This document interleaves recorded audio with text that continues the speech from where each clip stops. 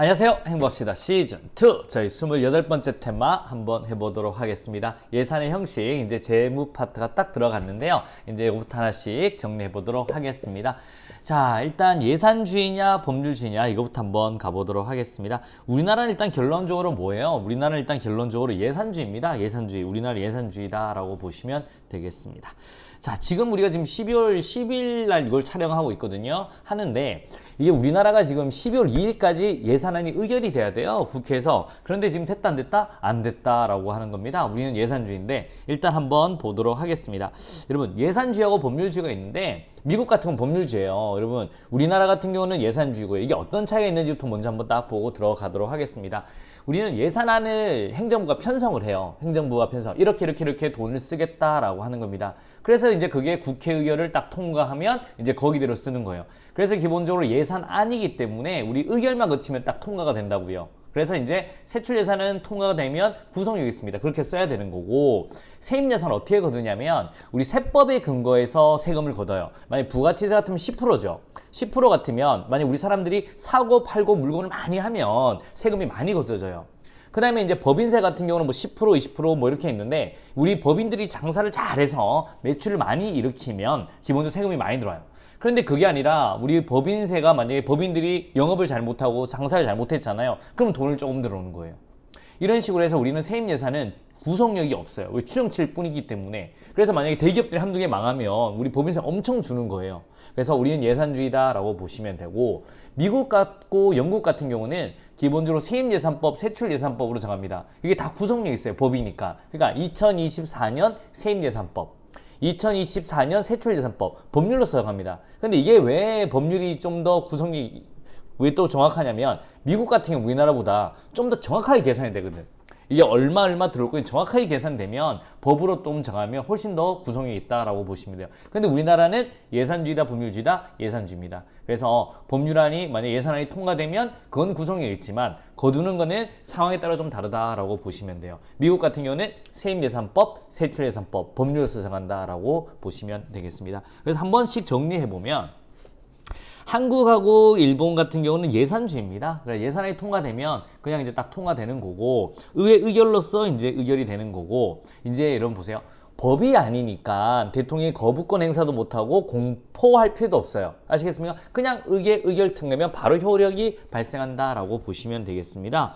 그리고 우리는 세금 거둘 때 세법에 근거해서 거두잖아요. 법은 한번 만들면 지속적이죠. 그 법에 근거해서 계속 세금을 거두는 겁니다. 그래서 조세법은 영구세주의고, 미국 같은 경우는 법률이잖아요. 미국, 영국 같은 경우는 이거는 이제 세입예산법, 세출예산법, 법률로서 확정이 딱 되는 겁니다. 그러니까 법이니까 대통령이 거부권도 행사할 수 있고 공포의 효력이 발생하는 거예요.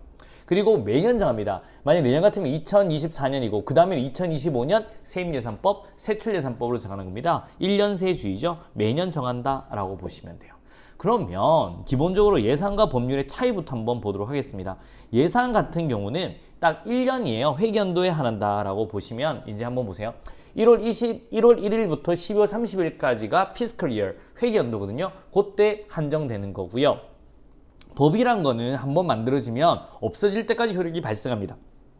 그 다음에 우리 기본적으로 법이 예산이라는 거는 국가기관만 구성을 하는 거고요. 하지만 법은 보세요. 법은 우리 당연히 국가도 따라야 되지만 국민도 따라야 되는 거예요. 구성력 있다라고 보시면 돼요.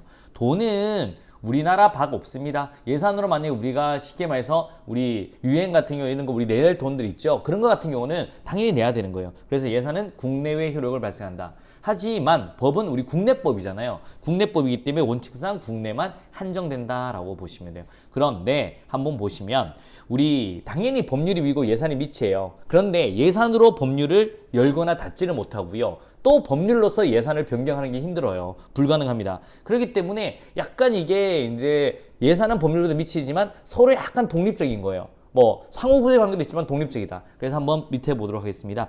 예산은 의결 형식이고 구성력이 약하고 법률보다 하위 효력입니다. 하지만 단순 상하 규범이 아니고 상호 후속의 관계도 있는 거고요. 또 약간 독립성도 있는 거예요. 그리고 상호 변경이나 수정, 개폐가 불가능하다라고 보시면 되겠습니다. 이렇게 우리 한번 보시면 돼요. 일단 대한민국은 예산주의다, 법률주의다, 예산주의다라고 머릿속에 딱 넣어두시고요. 바로 문제부터 한번 가보도록 하겠습니다. 자, 1번 갑니다. 우리나라의 예산안과 법률안의 의결 방식에 대한 설명으로 가장 옳지 않는 것은요. 갑니다. 법률에 대해서는 대통령이 거부권 행사가 가능하지만 예산은 거부권을 행사할 수가 없다. 딩동댕동 맞습니다. 그래서 법률은 거부권 행사 가능해요. 하지만 예산은 불가하다라고 보시면 되겠습니다. 이렇게 머릿속에 딱 넣어두시면 되고요. 자, 예산으로 법률의 개편은 불가능하지만 딩동댕동 요 앞부분은 맞는 말. 하지만 법률로는 예산을 변경할 수 있다. 안 돼요. 법률로서 예산을 변경할 수가 있다 없다? 없다라고 하는 겁니다. 그래서 2번이 틀렸고요. 3번 되겠습니다. 법률과 달리 예산안은 정부만이 편성해서 제출할 수 있다. 자, 예산안은 정부만이 편성한다. 딩동댕동 맞습니다. 법률은 국회의원 10인 이상, 그 다음에 정부가 법률안을 제출할 수 있지만 예산안은 정부만이 편성할 수 있다라고 보시면 되겠습니다. 예산을 심의할 때 국회는 정부가 제출한 예산안의 범위 내에서 삭감할 수는 있고 정부의 동의 없이 지출 예산의 각 항의 금액을 증가하거나 세비용을 설치할 수 있다. 맞습니다. 편성은 누가 하냐면 예산은 이거는 행정부가 합니다. 행정부가 하는 거고요. 행정부가. 그러면 행정부가 우리 돈 얼마 필요해서 딱 넘기면 기본적으로 심의 의결은 누가 하냐면 우리 국회가 합니다. 국회가. 그래서 이제 까는 거는 요 국회 일이에요. 그래서 얼마든지 깔 수는 있습니다. 하지만 증액하거나 세비용을 설치할 수는 동의 없이는 안 되는 거예요. 동의 없이는. 아시겠습니까? 왜냐하면 상식적으로 생각해 봅시다. 자, 행정부가 나 얼마 필요해 라고 하는데 입법부가 야, 나 돈 더 줄 테니까 너 일해 라고 하면 일을 시키는 거잖아요. 그럼 권력분립에 위반돼서 안 되는 겁니다. 그래서 까는 건 마음대로 까지만 이제 증액하거나 세비용을 설치할 수는 없다. 동의 없이는. 이렇게 보면 맞는 말 되겠습니다. 정답 몇 번? 2번이 되겠습니다. 자, 두 번째 한번 가보도록 하겠습니다. 자, 우리나라의 예산에 대한 설명이다. 옳지 않는 설명은 예산은 정부만이 제한권을 갖고 있고 국회는 제한권을 갖고 있지 않다. 그리고 예산은 정부만이 편성합니다. 딩동댕동 맞습니다. 자, 두 번째, 예산을 심의할 때 국회는 정부가 제출한 예산의 범위 내에서 삭감할 수는 있으나 맞죠? 까는 거는 국회 일입니다. 정부의 동의 없이 지출 예산 각 항의 금액을 증액할 수 없다. 딩동댕동 맞습니다. 자, 예산은 뭐만을 구성한다? 국가기관만을 구성한다. 딩동댕동. 법률은 국가기관하고 누구를 구성한다? 국민도 역시 구성한다. 이 차이를 머릿속에 딱 넣어두시면 되겠습니다. 예산은 국회 의결로 성립하지만 정부의 수입 지출의 권한과 의무는 별도의 법률로 규정된다. 맞습니다. 그래서 예산은 딱 국회 의결되면 성립해요. 하지만 수입 지출의 권한, 맞죠? 수입하거나 지출의 권한은 법에 의해서 다시 규정된다라고 보시면 되겠습니다. 그래서 세금 거둘 때는 기본적으로 세법에 거두는 거, 돈 쓸 때도 당연히 법률에 근거해서 돈을 써야 되는 겁니다. 딩동댕동 맞습니다. 자, 국회에서 의결된 예산에 대해서 대통령이 거부권을 행사할 수가 있다, 없다. 우리는 예산주의라서요. 거부권을 행사할 수가 없다라고 보셔야 됩니다. 정답 몇 번? 5번이 되겠습니다. 자, 우리 OX로 한 번 더 가보도록 하겠습니다. 일반적으로 예산은 국가기관과 국민에 대한 구성력을 갖지만 법률은 국가기관에 대해서만 구성을 간다. O예요? X예요? X 되겠습니다. 이게 바뀌었죠. 법률은 기본적으로 여러분 국가기관과 국민에 대한 구성력이 있어요. 하지만 예산은 국가기관에 대해서만 구성력을 갖는다. 이렇게 보셔야 되는 거고요. 2번 한번 가보도록 하겠습니다. 우리나라의 예산은 행정부가 제출하고 국회가 심의 확정하고 미국과 같이 세출 예산 법률의 형식에 해당된다. O예요? X예요? X 되겠습니다. 그래서 우리나라의 예산을 행정부가 제출한다, 국회가 심의 확정한다, 이 내용은 맞는 내용 되겠습니다. 그런데 뭐가 틀렸냐면 미국과 같은 세출 예산 법률 형식에 해당되는 게 아니라 우리나라는 뭐라고요? 예산주의다 라고 보셔야 됩니다. 그래서 이게 틀린 거고요. 자, 세 번째 한번 가보도록 하겠습니다. 국회는 정부가 제출한 기금운영 계획안에 주요 항목 지출 금액을 증액하거나 새로운 과목을 설치하고자 할 때는 미리 정부의 동의를 얻을 필요가 없다. O예요? X예요? X 되겠습니다.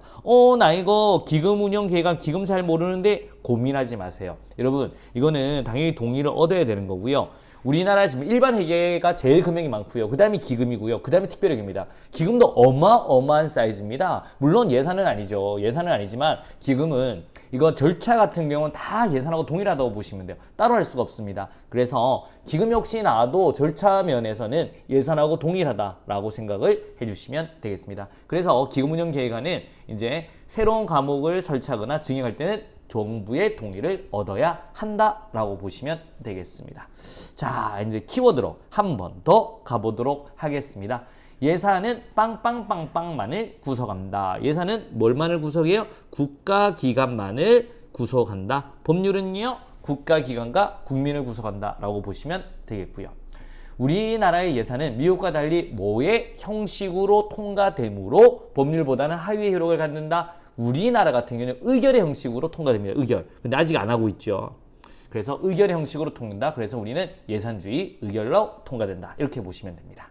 자, 세 번째 갑니다. 대통령 국회가 의결한 법률에 대해서 뭐가 있지만 국회 의결 예산에 대해서는 제2요구권, 즉 거부권이 없다. 자, 법률에 대해서는 뭘 가지고 있는 거예요? 대통령이 거부권을 행사할 수 있다. 하지만 예산안에 대해서는 우리 거부권이 없다, 제2요구권이 없다. 이렇게 한번 정리를 해두시면 되겠습니다. 자, 우리 예산의 형식, 예산주의, 법률주의 머릿속에 한번 딱 넣어두시고요. 우리는 뭐다? 예산주의다라고. 일단 가장 기본부터 형식부터 먼저 아는 게 중요합니다. 우리나라는 예산주의, 미국은 법률주의. 이렇게 한번 머릿속에 딱 넣어두시면 되겠습니다. 여러분, 재무 파트를 공부할 때는 일단 우리 이론 배울 때는 이게 굉장히 어렵죠. 그런데 이런 행복합시다를 통해서 딱 주제별로 탁탁탁탁 나오는 걸 머릿속에 딱 넣으시면요, 생각보다 시험장 가서는 별로 어렵지는 않다라는 겁니다. 재무 파트 열심히 부탁드리겠습니다. 좋은 습관이 합격으로 인도한다. 행복합시다 시즌2 28번째 테마였습니다. 오늘 굉장히 고생하셨고요. 내일 또 뵙도록 하겠습니다. 수고하셨습니다.